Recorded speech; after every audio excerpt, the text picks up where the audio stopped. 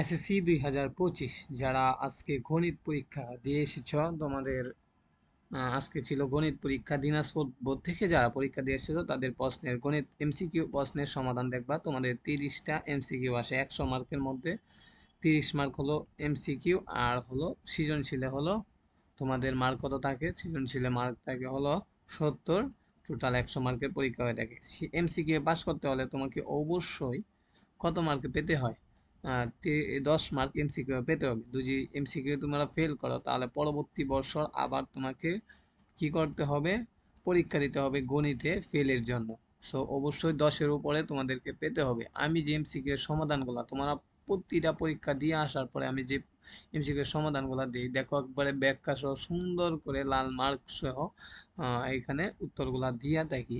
সেই জন্য তোমাদেরকে আমি বলি যে তোমরা এই চ্যানেলটা সাবস্ক্রাইব দিয়ে নোটিফিকেশনটা অন করে রাখো, কেননা প্রতি পরীক্ষার এমসিকিউ অথবা প্রশ্নের সমাধান 1 ঘন্টার ভিতরে দেওয়া হয়ে থাকে আমার এই চ্যানেলটাতে। আর যারা শর্ট ভিডিওতে দেখতে চাও তারা শর্ট ভিডিও অপশনেও এসলে দেখতে পারবা।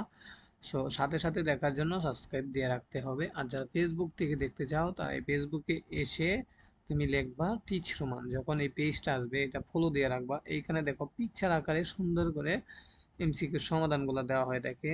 আশা করি তোমরা ক্লিয়ার বুঝতে পারছো। তোমরা যারা তোমাদের 9টা বোর্ডে পরীক্ষা হয় সারা বাংলাদেশে, তার মধ্যে দিনাজপুর বোর্ড থেকে যারা তোমাদের প্রশ্নের কাজ চলতেছে, তোমরা একটু পরে পেয়ে যাবা ইনশাল্লাহ। সেই জন্য তোমরা ভিডিও চ্যানেলে যাও, গিয়ে ভিডিও অপশনে যাও, গেলে দেখতে পারবা তোমরা Dhaka board, Rajshahi board, Dinajpur board, যে যে বোর্ড তাইকা সেই বোর্ডের সমাধানটা দেখে নাও। আশা করি বুঝতেই পারছো।